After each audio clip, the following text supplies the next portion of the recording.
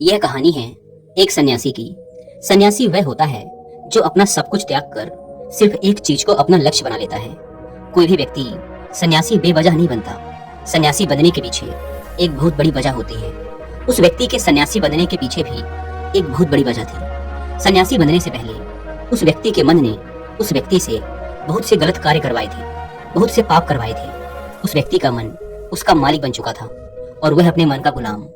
जीवन के हर सुख, आराम और ऐश्वर्य प्राप्ति के बाद भी उस व्यक्ति के मन में अथाह पीड़ा थी और यही मानसिक पीड़ा उसे सन्यासी बना देती है। सन्यासी बनने के बाद वह व्यक्ति सांसारिक दुनिया से दूर हो जाता है, जंगल में रहने चला जाता है, ध्यान करता है, तरह तरह की साधनाएं और अभ्यास करता है, भिक्षा मांगकर भोजन करता है, एकांत और मौन का अभ्यास करता है। लेकिन फिर भी उस व्यक्ति का मन शांत नहीं होता। वह अंदर से बेचैन और परेशान ही रहता है। यहाँ एक बात समझने वाली है कि ध्यान या किसी भी साधना का जो शुरुआती बिंदु है, उसकी शुरुआत ही तभी की जा सकती है जब हमारा मन शांत हो, जब हमारा मन हमारी सुनता हो। लेकिन उस सन्यासी का मन ना तो शांत था और ना ही उसकी सुन रहा था। उस सन्यासी के मन में यह बात गहराई से बैठती जा रही थी कि मन को वश में करना, मन पर काबू पाना असंभव है। लेकिन फिर एक दिन उस सन्यासी को एक व्यक्ति मिलता है जो ना तो कोई साधु सन्यासी होता है और ना ही कोई बुद्धिमान व्यक्ति। वह तो बस एक साधारण सा चारवाहा था जो उस जंगल में अपनी भेड़ों को चरा रहा था। वह चारवाहा उस सन्यासी के पास आकर उससे पूछता है, क्या मैं तुम्हारी कुछ मदद कर सकता हूँ? तुम बहुत परेशान लग रहे हो। मैं तुम्हें पिछले कई दिनों से देख रहा हूँ। तुम बहुत बेचैन रहते हो। अगर तुम चाहो तो मैं तुम्हारी सहायता कर सकता हूँ। चारवाहे की बात सुन सन्यासी कहता है, भला तुम क्या मेरी मदद कर सकते हो? तुम तो एक संसारी हो जो अपनी मोह माया में लिप्त रहता है। यह सुन वह चारवाहा उस सन्यासी से कहता है, मैं तुम्हारी मदद कर सकता हूँ। मैं मन को वश में करना जानता हूँ। सन्यासी चारवाहे के मुंह से यह बात सुन जोर से हंसता है और कहता है, क्या क्या कहा तुमने? तुम मन को वश में करना जानते हो?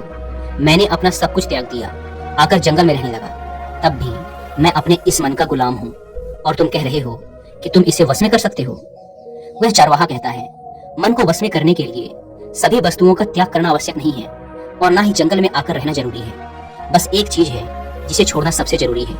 वह सन्यासी उस चारवाहे से पूछता है, और वह एक चीज क्या है? वह चारवाहा सन्यासी से कहता है, वह एक चीज है गलत जानकारी। आज तक हमारे भीतर जो भी जानकारी गई है उसी ने हमारे मन का निर्माण किया है। सन्यासी उस चारवाहे से पूछता है, परंतु वो कैसे? वह चारवाहा समझाते हुए कहता है, मान लो तुमने आज तक अपने जीवन में सेब का फल ही खाया, तुम्हें सेब के स्वाद के बारे में कुछ भी नहीं पता, तो क्या तुम्हारा मन कभी सेब खाने को कर सकता है? नहीं ना।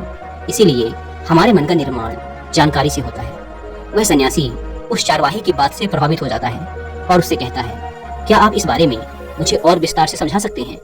वह चारवाहा उस सन्यासी से कहता है, अगर तुम अपने मन को वश में करना चाहते हो तो अब मेरी बातों को ध्यान से सुनना। तुम अपने मन को वश में केवल तभी कर सकते हो जब तुम अपने मन की जड़ों को देख पाओगे। मन का निर्माण जानकारी से होता है और हमारे शरीर में जानकारी के 5 प्रवेश द्वार होते हैं। पहला, आंख। हम अपनी आंखों से जो कुछ भी देखते हैं, अच्छा या बुरा, वो सब हमारे मन की याददाश्त में इकट्ठा होता रहता है। दूसरा, कान।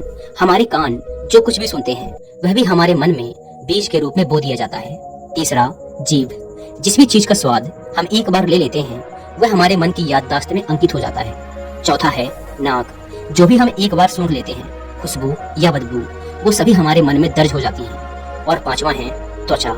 जिस भी चीज को हम एक बार छू लेते हैं, स्पर्श कर लेते हैं, उसकी याददाश्त हमारे मन में कहीं न कहीं अंकित हो जाती है।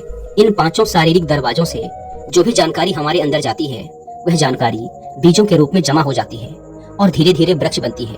हमारा मन मिट्टी की तरह है जिसमें बीज बोए जाते हैं और हमारी बुद्धि बीज बोने वाले किसान की तरह है। अगर हमारी बुद्धि गलत जानकारी के बीजों को सही जानकारी के बीज समझकर बो देगी तो जब भविष्य में वह बीज वृक्ष बनेगा तो वह खराब फल ही देगा। तुम्हारा मन तुम्हारे वश में इसीलिए नहीं है क्योंकि तुमने पहले से ही अपने मन में बहुत सारे गलत बीज बो रखे हैं और अब वो बीज बड़े वृक्ष बन चुके हैं। वह सन्यासी उस चारवाहे से पूछता है, तो अब मुझे क्या करना चाहिए? क्योंकि अब तक तो मैं बहुत सारे गलत बीज बो चुका हूँ और जो बोए जा चुके हैं उन्हें वापस निकाल नहीं सकता। वह चारवाहा उस सन्यासी से कहता है, अब तक तुम अनजाने में गलत बीज बो रहे थे, लेकिन अब जानबूझकर सही बीज बोना आरंभ कर दो। भीतर अगर हजारों बीज गलत हैं तो क्या हुआ? अब से लाखों सही बीज बोने के लिए तैयार हो जाओ। तुम्हें बस पूरे दिन इस बात पर ध्यान देना है कि इन 5 द्वारों से तुम्हारे भीतर क्या जानकारी जा रही है और जो जानकारी जा रही है वो सही भी है या नहीं।